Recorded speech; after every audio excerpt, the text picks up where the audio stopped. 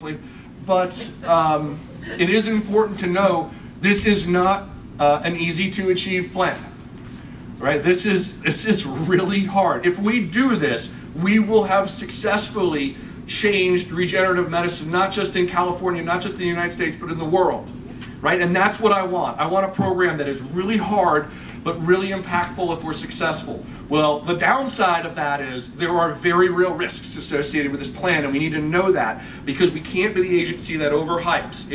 We're going to try to do something monumental, and our eyes are wide open that there are very real obstacles that stand between us and success. So let's go over what some of these are. First, we might not have a sufficient number of good projects, meritorious, scientifically meritorious projects, in order for us to reach our goals. We are setting up this engine that can handle moving 50 clinical trials, initiating 50 clinical trials over the next 5 years. The 250 new discovery programs. We have an engine that can handle this. What we're going to need to make sure is we have sufficient number of quality projects to go through this, and that's a risk.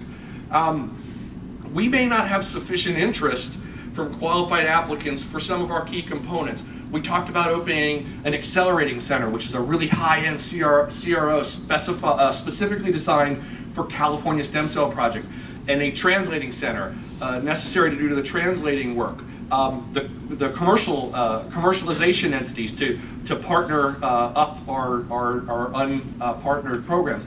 There may not be sufficient interest externally. We have to be aware of that. We have to try to figure out how we can get that interest. This is a real concern we have internally at CIRM. We have a limited lifespan ahead of us as an agency. We are obviously running out of money. At the end of this program, CIRM will be out of money. We have to worry internally about the ability to attract and retain the outstanding team that we currently have at CIRM. And I cannot say enough great things about the group of professionals we have right now inside the agency, all pulling in the same direction and really just doing a phenomenal job. And I worry about them, and I worry about how we're going to keep that team together moving forward. It's a real risk.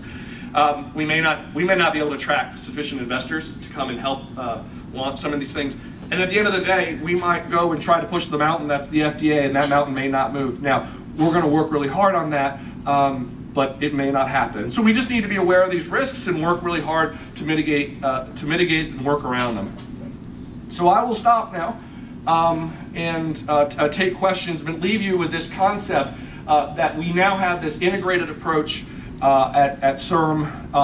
We're building not just CIRM 2.0, but we're really trying to push CIRM 2.0 beyond that to where we attack all of the obstacles that stands in our way, and we're going to push that boulder up that hill. We are going to engage industry and other key stakeholders that are downstream to get into the game and start pulling, and we're going to work with the FDA to level the playing field on this. So push-pull level is a simplistic way of talking about our strategic plan going forward. If you have any comments or questions about this, do not call me, call Kevin. No, I'm joking, you can call me too. But here's Kevin's contact information. And JT, I'm sorry for rambling on, and I turn it back to you, sir.